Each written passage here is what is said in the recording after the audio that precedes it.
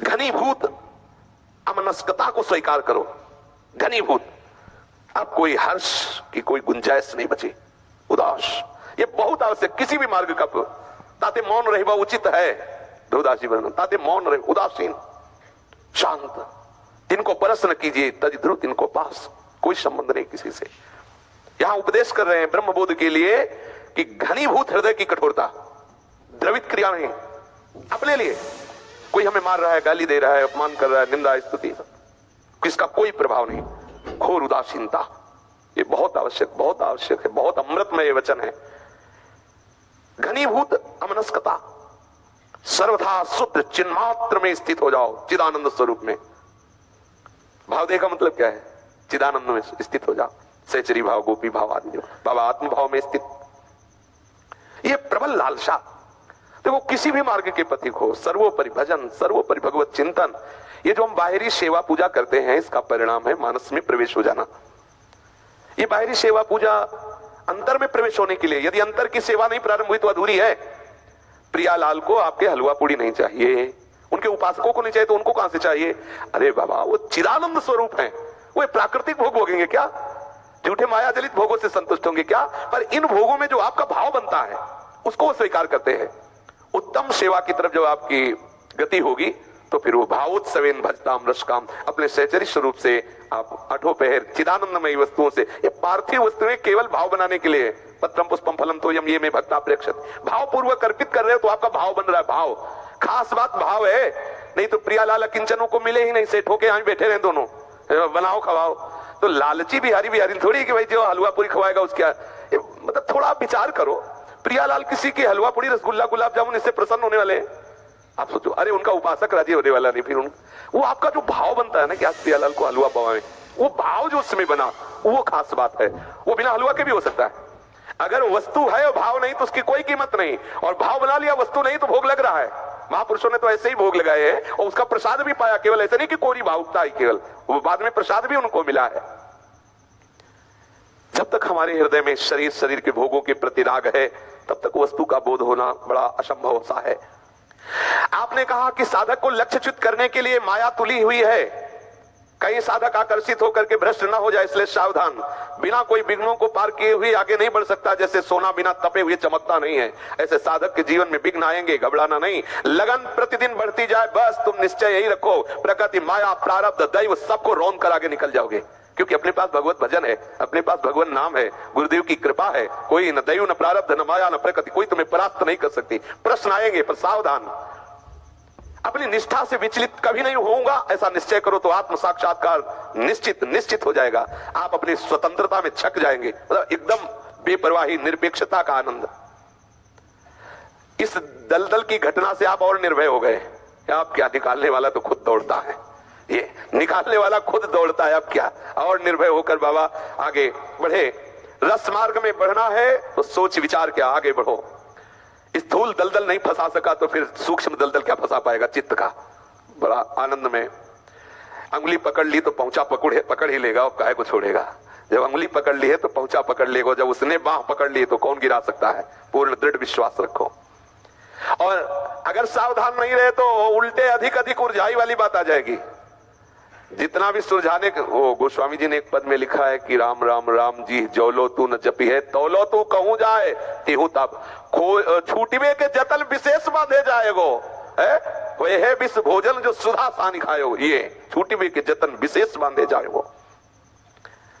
जैसे जैसे क्षमता का अभ्यास होने लगता है वैसे वैसे मन स्थिर होता है। यथा यथा क्षमाभ्यासात् मनसा स्थिरता भवेत् मनोवाक्काय दृष्टि नाम स्थिरता चित तथा तथा। जैसे जैसे भाव आत्मस्वरूप का सब जगह एक ही प्रभु है, वैसे वैसे मन, वाणी, शरीर सब स्थिर शांत होने लगता है। प्रभु के सिवा और कुछ है, इसी में चंचलता है, और सब प्रभु है, इसी में परम शांति। मन शांत हो जाता है, स्थिति एकदम आनंदमयी हो जाती है। हमें प्रतिपल आगे बढ़ना है। कहीं हमारे अंदर जो भी अनुभूति आ रही है उसमें कहीं विश्राम नहीं मान लेना। प्राणों को संयम में किए बिना कोई निद्रा विजयी नहीं हो सकता, कोई तंद्रा विजयी नहीं हो सकता, कोई आलस्य विजयी नहीं हो सकता। योग पर आरूढ़ होने के लिए, निरंतर भजन करने के लिए, भगवत प्राप्ति के लिए प्राणों का सूक्ष्म होना आवश्यक है। त्रिगुणातीत होने के लिए प्राणों का सूक्ष्म होना आवश्यक है। देखो इतना समझ लो, भगवत प्राप्ति आपके ऊपर है। आपकी विकलता ही आपको भगवत प्राप्ति कराएगी। यदि आप साधन में प्रमाद करेंगे तो बात नहीं बनेगी। स्वामी जी महाराज कहते थे आहार बहुत अल्प साधक का होना चाहिए। मूंग की दाल में फुलका का बकुल डाल करके स्वयं आप पाते थे, पानी की मूंग की दाल और फुलका का ऊपर का छिलका डाल कर इतना पाते थे ज्ञानाश्रम स्वामी जी।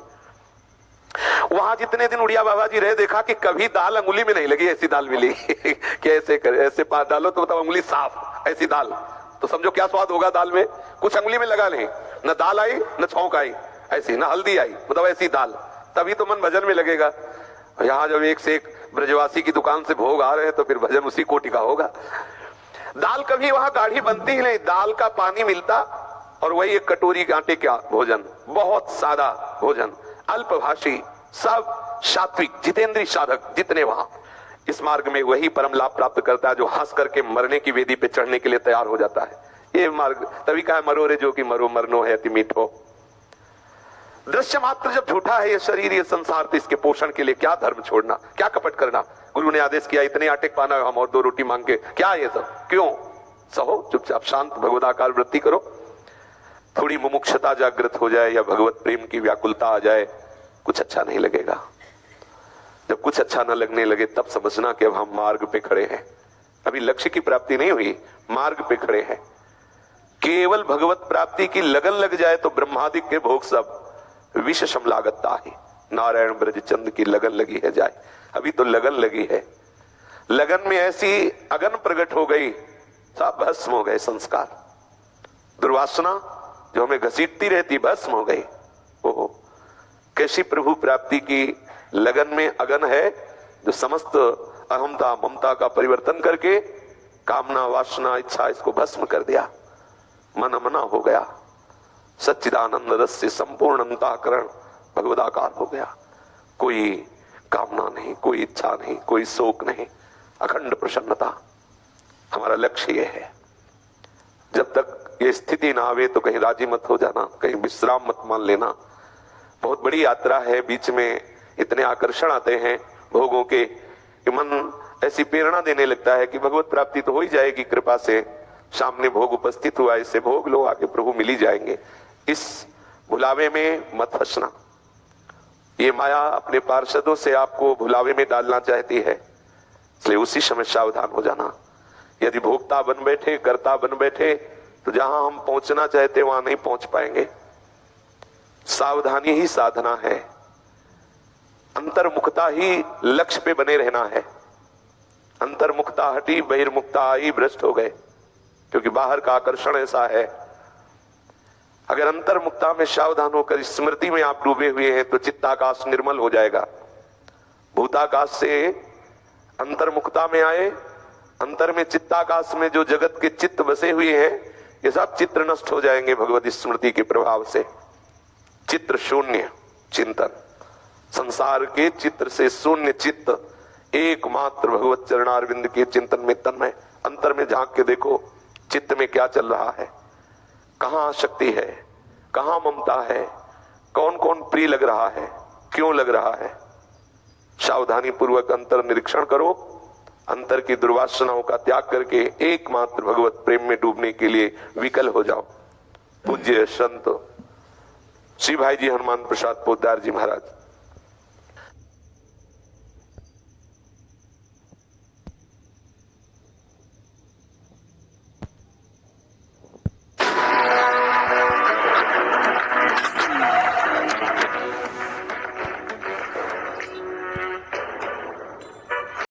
चल रही है तो किसी बाहरी सहयोग की जरूरत नहीं पड़ेगी। बहुत सुंदर अनुभवजन्य ये वचन है। जो नित्य भगवत स्मृति में मधुर मधुर प्रिया प्रीतम की स्मृति में अपने चित्त को लगाए हुए है तो रहता सदा आनंदरत, आनंद में खुद ही बना। ध्यान दीजिए, जो भगवत स्मृति परायण है बड़ी महिमा है। यस्य स्मरण मात्रेण जन्म संसार बंधनात् विमुच्यते नमस्तस्मै विष्णवे प्रभु विष्णवे। हरि स्मृति सर्व विपद विमोक्षणम। आहा मधुर मधुर स्मृति, कितनी रसमयी बात है, विश्राम की बात है, पूर्णता की बात है। संपूर्ण गीता श्रवण का फल है स्मृति। मोह का नाश हुआ, भगवत स्मृति जागृत हुई, स्वरूप स्मृति जागृत हो गई। नष्टो मोहा स्मृतिर्लब्धा तत्प्रसादान मयाच्युता। स्मृति देखो, स्मृति है या विस्मृति के गर्त में आप देखो, सावधान रहो। एक क्षण के लिए भी भगवत विस्मृति ना होने पावे, आप खुद आनंद में डूब जाएंगे। दैहिक दैविक भौतिक कोई भी ताप, कोई भी सांसारिक दुख ज्वाला आपका स्पर्श नहीं कर सकती, क्योंकि आपके हृदय में भगवत स्मृति चल रही। शांत शीतलता, कोई भी संताप आपकी शीतलता को भंग नहीं कर सकता।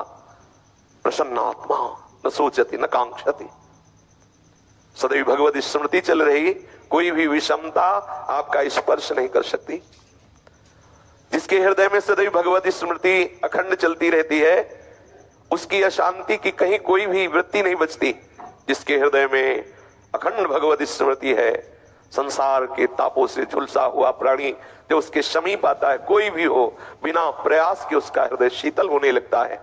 उनके संग के प्रभाव से शरीर संसार के राग का नाश होने लगता है। विशुद्ध विवेक, उत्तम वैराग्य और स्वरूप बोध ये महापुरुषों के सानिध्य से बिना प्रयास के स्वाभाविक होने लगते हैं। अमोघश्च, जिनके हृदय में अखंड भगवत स्मृति चल रही, उनका दर्शन